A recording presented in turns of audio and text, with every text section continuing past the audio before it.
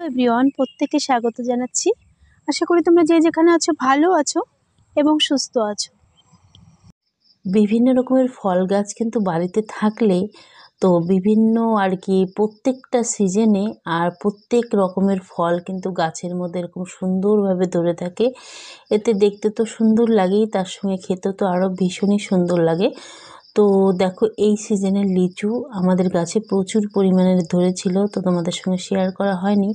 তার সঙ্গে দেখো কাঁঠালও প্রচুর পরিমাণে একদম মানে গাছের নিচ থেকে একদম উপর অবধি প্রচুর কিন্তু কাঁঠাল এই সিজনে আমাদের বাড়িতে আর কি গাছের মধ্যে ছিল। তো তোমাদের সঙ্গে শেয়ার করা হয়নি, শর্ট ভিডিওর মাধ্যমে আমি মাঝে মধ্যে দেখিয়েছিলাম।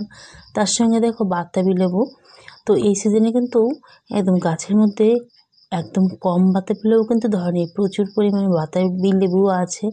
আর তার সঙ্গে এই সিজনে আবার আমার মানে স্ট্রবেরি গাছে কিন্তু বিভিন্নভাবে আমি শর্ট ভিডিওর মাধ্যমে বড় ভিডিওর মাধ্যমে তোমাদেরকে দেখিয়েছি যে গাছের মধ্যে এরকম স্ট্রবেরি পেকে কিন্তু একদম লাল লাল হয়ে একদম লাল টুকটুকু এক কথায় হয়ে কিন্তু ছিল। তো অনেকবার আমি তোমাদেরকে শর্ট ভিডিওর মাধ্যমে দেখিয়েছি, বড় ভিডিওর মাধ্যমে দেখেছি, তবে স্ট্রবেরি চাষের জন্য কিন্তু তেমন সেরকম পরিশ্রম নেই। তো স্ট্রবেরিতে সেরকম একটা সারও প্রয়োজন হয় না। আমি তো প্লেনভাবেই এরকম বাড়িতে বসিয়েছিলাম স্ট্রবেরি, তার থেকে কিন্তু খুব সুন্দর দেখো, শুধু আমি মাটিটাই ভালো দিয়েছিলাম, তো সুন্দর স্ট্রবেরি ধরেছে তোমরা দেখতেই পাচ্ছ।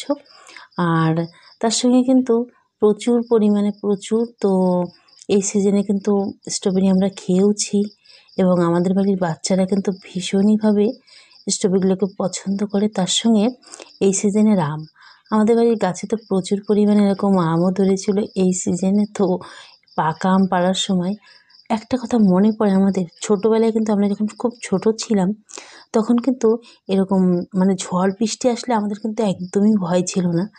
আমগুলোতে কিন্তু মানে জানি না তোমরা মানে কেউ আমার মতো আম কুড়িয়েছো কি না, আমরা কিন্তু ছোটোবেলায় প্রচুর পরিমাণে মানে যখন ঝড় বৃষ্টি আসতো কি না, মানে একদমই ভয় ছিল না যে ঝড় বৃষ্টিতে কিছু হতে পারে না হতে পারে, প্রচুর পরিমাণে আম কিন্তু কুড়োতে যেতাম, সেই একটা অভ্যাস আর কি ছিল।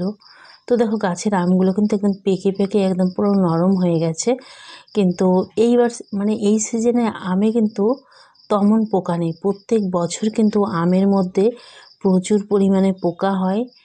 তো প্রত্যেক বছর বৈশাখ মাসের দিকে মানে প্রচুর পরিমাণে ঝড় বৃষ্টি শিলাবৃষ্টি হয়। তো এই বছরে আমাদের মানে এখানে সেরকম বৈশাখ মাসে ঝড় বৃষ্টি শিলাবৃষ্টির পরিমাণ একটু কম ছিল, তার জন্য হয়তো গাছের মধ্যে আর কি পোকাটা কম লেগেছে। আর প্রচুর পরিমাণে রৌদ্র পেয়েছে এক কথায় গাছের মধ্যে, তার জন্যই হয়। আমার ভিডিওটা আমি এখানেই শেষ করছি।